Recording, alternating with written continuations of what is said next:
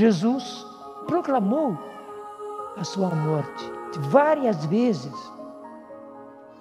É que os apóstolos não entendiam ou não queriam entender o que Jesus estava dizendo.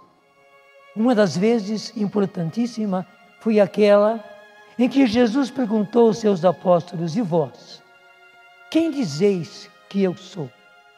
E Pedro, afoito como ele era, foi logo dizendo, mas inspirado pelo Espírito Santo, Jesus o atesta: tu és o Cristo, o Filho do Deus vivo. E Jesus respondeu imediatamente: muito bem, Simão, filho de João, tu dizes, eu sou o Cristo, o Filho de Deus vivo. E eu digo a ti, tu és Simão, e eu te farei pedra, e sobre esta pedra edificarei a minha igreja, e as portas do inferno não prevalecerão sobre ela. Eu te darei as chaves do reino dos céus, que tudo que ligares na terra será ligado no céu, que tudo que desligares na terra será desligado no céu. Esse foi o anúncio mais solene de Jesus, da sua paixão e da sua morte.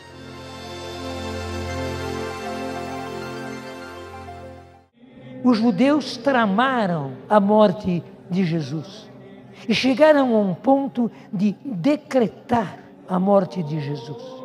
A vez mais solene foi aquela quando Jesus vai a Betânia, Lázaro está morto, Jesus chora, vai ao túmulo e dá a ordem: Lázaro, vem para fora.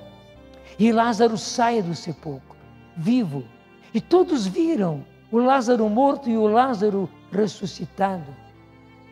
E naqueles dias lá estava Lázaro. Até fizeram uma ceia em homenagem a Lázaro após a sua ressurreição. E havia muitos judeus que estavam tanto na ressurreição como naquele jantar. E uns deles se converteram diante da ressurreição de Lázaro. Outros foram aos sumos sacerdotes, aos escribas, aos fariseus, contaram para eles o que tinha acontecido, e esses judeus ficaram aterrados. Se esse homem continua assim, nós não podemos fazer mais nada. Os romanos virão e acabarão com a nossa nação. E Caifás estava presente. E Caifás então diz: vocês não sabem de nada. É melhor que morra um só do que morrer toda uma nação. A palavra de Deus diz que, pelo fato de Caifás, embora fosse uma pessoa péssima, era o sumo sacerdote, o que ele disse foi uma profecia, que realmente Jesus morreria pelo povo e pelas nações. A partir daí, os judeus inimigos de Jesus buscavam uma ocasião para matá-lo. Mas era difícil porque o povo acreditava em Jesus. Judas, um dos apóstolos, vai aos sumos sacerdotes e diz a eles: o que me dareis se eu o entregar? Os sumos sacerdotes ficaram contentíssimos. Sabiam que ele era um apóstolo. Se ele dizia aquilo, era porque ele tinha meios de entregar Jesus. E combinaram com ele 30 moedas de prata. Nenhum escravo era vendido por tão pouco. 30 moedas. E a partir daí Judas procura uma ocasião para entregar Jesus. E na última ceia, já no começo, Jesus diz: um de vós me há de trair. Foi terrível. Foi como se caísse uma bola de fogo no meio deles. E começou cada um a dizer: serei eu, mestre, serei eu, mestre, serei eu, mestre. E Judas, descarado, diz também: serei eu, mestre. E Jesus diz: tu dizes. Mas havia tanta confusão daquela ceia que os outros não perceberam. Mas Jesus disse claramente a ele e acrescentou: o que tens a fazer, faze-o logo. Vai fazer o que tens a fazer. E diz o Evangelho de São João, e quando ele saiu, era noite. Indica muito bem a situação interior de Judas. Meus irmãos, nenhum de nós pode trair. E nenhum de nós pode ir traindo traindo Jesus. Deus o livre. Depois daquela ceia, Jesus vai para o Monte das Oliveiras. Ele precisava estar com o Pai. Ele levou Pedro, Tiago e João, os apóstolos preferidos. Ele precisava de alguém próximo a ele, que rezassem com ele.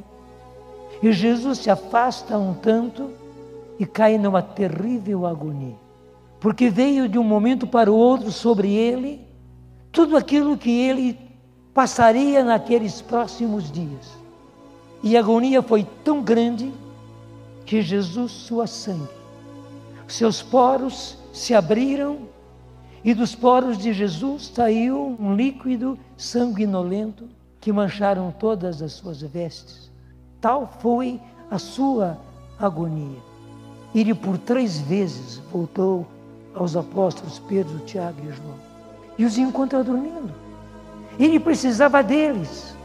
Ele os encontrou dormindo e disse: não puderam vigiar comigo nem mesmo uma hora. Vigiai e orai para não cairdes em tentação. O espírito é forte, mas a carne é fraca.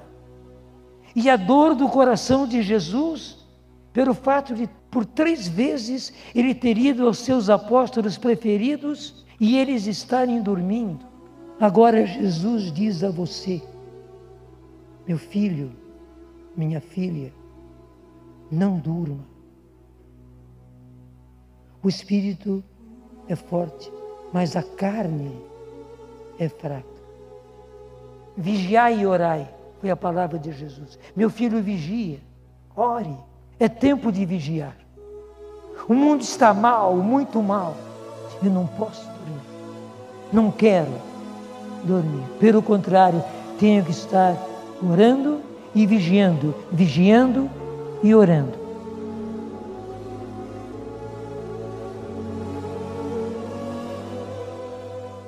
Naquele momento, Judas e os soldados do sumo sacerdote vêm ao Jardim das Oliveiras. E Judas havia feito um trato com eles: aquele que eu beijar é ele, prendei-o. Judas se aproxima e beija Jesus.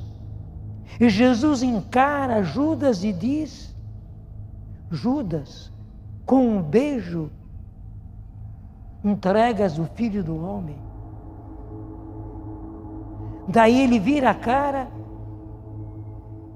mas já tinha entregado, porque nesse momento os soldados que vieram com ele já estavam amarrando Jesus, prendendo Jesus.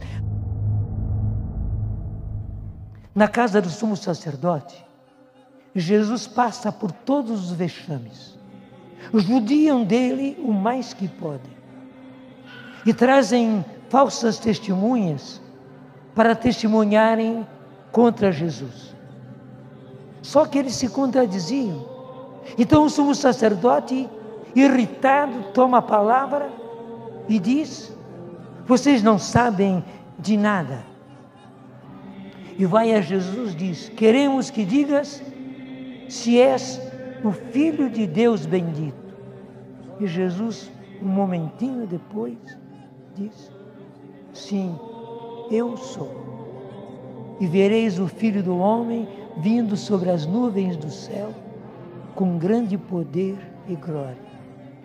Nisso o sumo sacerdote rasga as vestes, que era justamente o sinal dos judeus, e diz: blasfêmia! E todos gritam: blasfêmia! A morte! A morte! Naquela noite Jesus passa num poço. Esse poço existe ainda até hoje. Bem profundo. Desolado. Já sabia que estava condenado.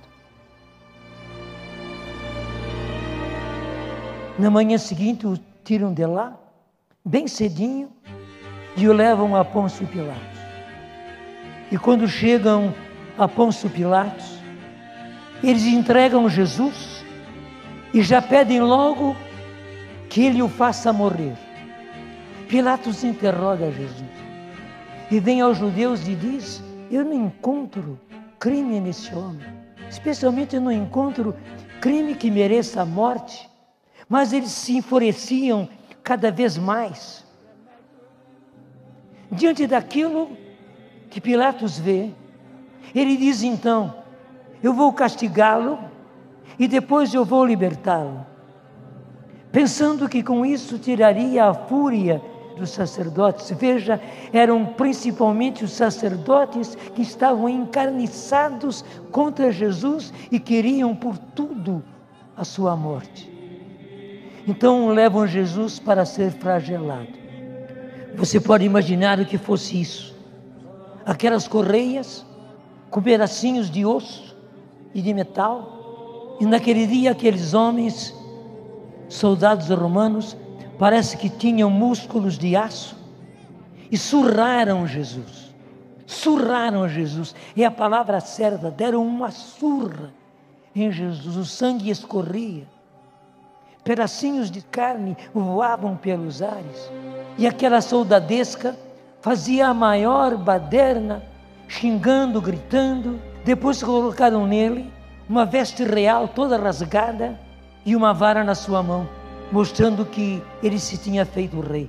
Daí um soldado tem uma ideia diabólica. Ele vai e faz do seu capacete uma coroa de espinhos. Vem e enterra na cabeça de Jesus. Você sabe que a cabeça tem muitos vasos sanguíneos. O sangue escorreu por todos os lados e a dor foi lancinante. E aqueles homens gritavam, xingavam, se ajoelhavam diante dele: salve rei dos judeus. Meus irmãos, não eram só eles. Eles eram romanos, não eram judeus, eram pagãos. Aí está o pecado de toda a paganidade e de todo o paganismo que se vive hoje no mundo. Mesmo no Brasil, há muito paganismo. Os judeus pressionam Pilatos cada vez mais. E a pressão foi tal que eles disseram: se não o entregas, não és amigo de César. Porque todo aquele que se faz rei é inimigo de César. Pilatos tremeu na base. Estava em jogo a sua posição e toda a sua carreira. Estar na Judeia era apenas um passo, ele tinha tudo para subir. E agora eles acusavam que ele era inimigo de César. Daí Pilatos tem uma saída. Ele disse: todos os anos eu lhes entrego um réu para ser libertado. A quem escolhem? A Jesus ou a Barrabás? Barrabás era um assassino conhecido na cidade, e os sacerdotes fazem com que o povo grite: Barrabás, Barrabás, Barrabás. E Pilatos ficou sem saída. O povo começou cada vez mais a gritar: crucifica-o, crucifica-o, crucifica-o. Pilatos cede, lava as mãos e lhes entrega Jesus. Jesus toma a sua cruz. A tradição diz que no caminho Jesus se encontra com sua mãe. Nós podemos imaginar a dor da mãe e a dor do filho, os dois. Ela certamente se lembrou da profecia de Simeão: uma espada transpassará a sua alma. Era aquele momento que uma espada transpassava a alma de Maria, mais do que o coração, a sua alma era transpassada. Mas à frente encontra com piedosas mulheres que choram por ele. E ele diz: não chorem por mim, mas chorem por vocês mesmas e por seus filhos. Mais à frente ainda, encontram com Simão Cirineu. E os romanos pegam Simão Cirineu e o obrigam a carregar a cruz ao lado de Jesus. Não porque os romanos tivessem dó, mas porque havia uma lei entre os romanos que o réu devia chegar ao lugar da crucificação vivo. Então, obrigam Simão Cirineu a acompanhar Jesus. E hoje Jesus está dizendo a você: você não quer ser o meu Cirineu? Eu tenho uma cruz pesada para carregar. Você não quer ser as minhas mãos? Você não quer ser os meus pés? O meu rosto? Os meus olhos para olhar tanta gente?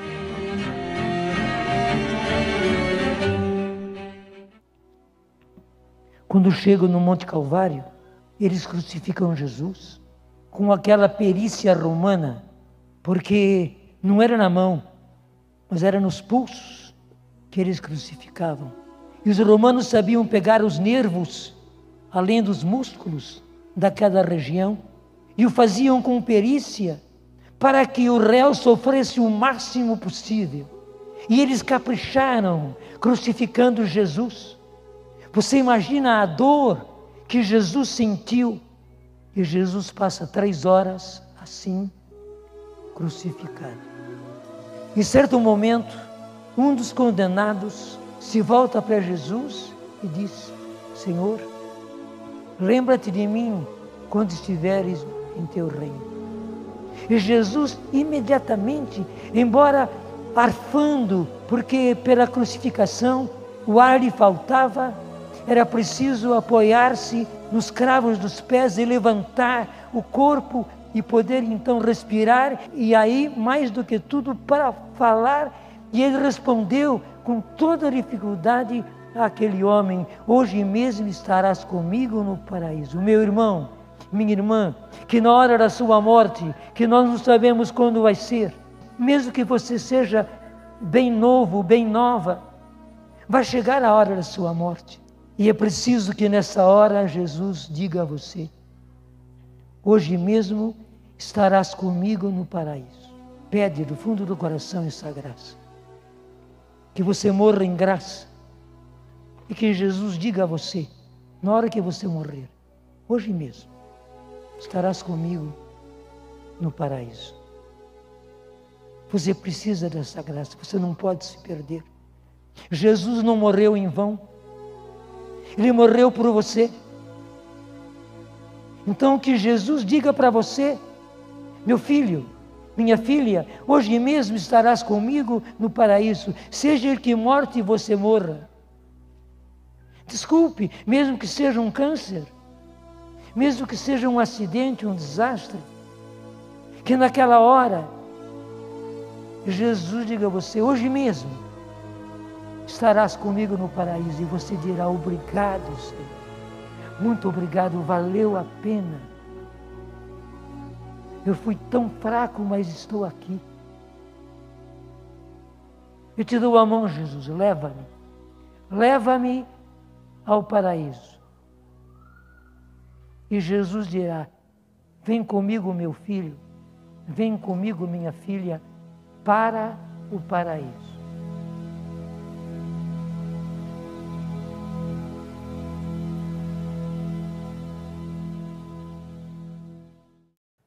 Logo depois, Jesus, vendo Maria e ao lado dela João, do alto da cruz ele viu, como eu disse, com toda dificuldade, ele disse para Maria: mulher, eis aí teu filho. E volta-se para João e diz: filho, eis aí a tua mãe.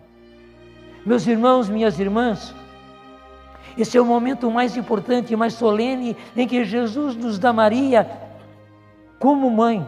É impossível não entender as Escrituras. A Bíblia é clara e foi Jesus que disse: mulher, e essa mulher era Maria, eis aí teu filho. Diz para João: filho, eis aí a tua mãe. E ele diz também para você no dia de hoje: eis aí tua mãe. Depois Jesus se volta para o Pai e diz: Pai, perdoa-lhes, porque não sabem o que fazem. Ele sofre pelos sofrimentos do mundo. Ele sofre pelos meus sofrimentos. Ele sofre pelos seus sofrimentos. Sejam quais forem os seus sofrimentos. Saiba, Jesus morre porque Ele é eterno. e a paixão e morte dele continua pela eternidade. Ele sofre pelos seus sofrimentos.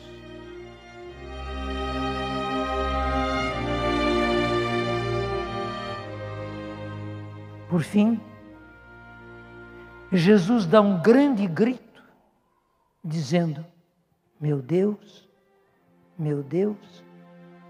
por que me abandonaste? Pai, em tuas mãos entrego o meu espírito. E inclinando a cabeça, entregou o espírito.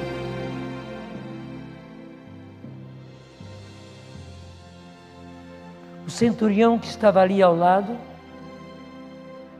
vendo que Jesus tinha morrido, transpassou o seu coração com uma lança.